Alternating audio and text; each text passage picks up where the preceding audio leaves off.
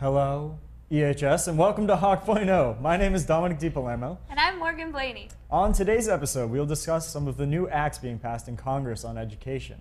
We'll also review the newly released End to the Hunger Games, Mockingjay, Part 2. Also being discussed today is the annual Turkey Trot held in Portsmouth every Thanksgiving. And we will also talk about the holiday fair that was held last Friday night. And as always, we will be sharing this week's weather. All right, so Congress is close to replacing the No Child Left Behind Act with Every Student Succeeds Act, after the House of Representatives voted with an overwhelming majority of 359 to 64. This would be the first time since 2002 where a major education law was passed. If it passes, the new act would take education out of the federal government's hands and leave it to the states, where more focus could be put on individual schools rather than just the states. Sounds pretty cool. So every Thanksgiving morning since 2008, the Seacoast Rotary Club hosts the annual Turkey Trot in Portsmouth, New Hampshire. This is a 5K road race that starts at 8:30 a.m. and contestants in age groups from younger than 12 to above 70 head off for a 3.2-mile run around Portsmouth. Many people come dressed as turkeys, Native Americans, or pilgrims, and many even dress up their pets. Most participants view this as a way to burn off some extra pounds to make up for the extra weight usually put on later during that Thanksgiving feast. But no matter the reason, it's a fun and healthy way to start the morning.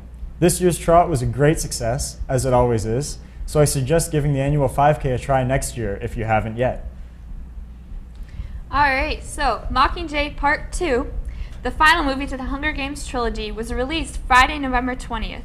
Though many believe the movie was a worthy ending to the series, others believe it could have been more risky.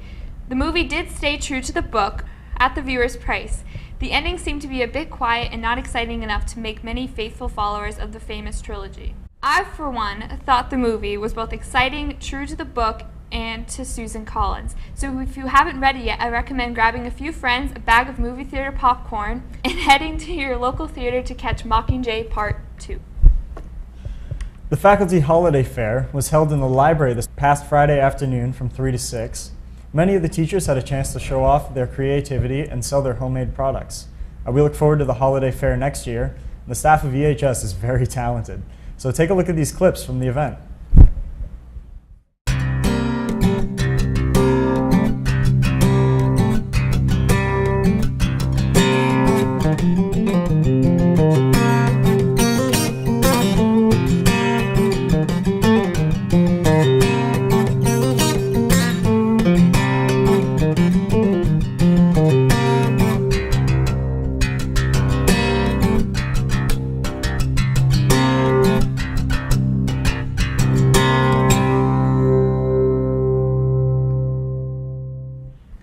All right, so time for the weather with Riley. Take it away.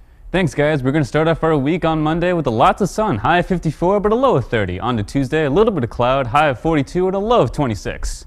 And then on to Wednesday, we have a high of 46 and a low of 36. But then Thursday, Friday, here comes that rain, high of 53 and a high of 54, but a low of 39 and 36. So we got that winter chill coming in. And then on to Friday and Saturday, we have a high of 57 but a low of 39. And then 58, we're going to wrap up the week with a high of 58 and a low of 42. Thanks, guys. Back to you. Thanks, Riley. Man, we're going to have a heat wave the rest of this week. Yeah. All right, so guys, don't forget to follow us on Twitter, subscribe to us on YouTube, and like us on Facebook. Also, don't forget to check out the latest episode of Hawks React, thanks to Neil, which will be linked in the description. Below. Thank you for watching Hawk.0. I'm Dominic DiPalermo. And I'm Morgan Blaney. See you next week, Blue Hawks.